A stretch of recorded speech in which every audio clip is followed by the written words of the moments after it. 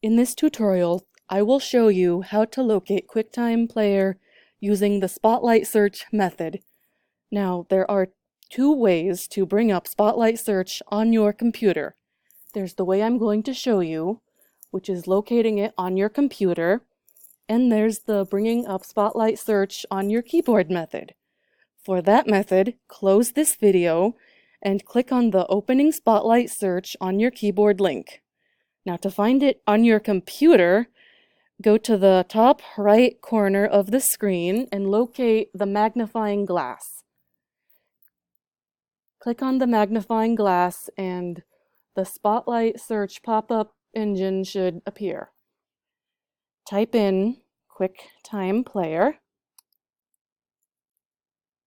and click on the highlighted selection under Top Hit, which is called QuickTime Player Applications. The QuickTime Player logo should appear below. You are now ready to start a recording on QuickTime Player.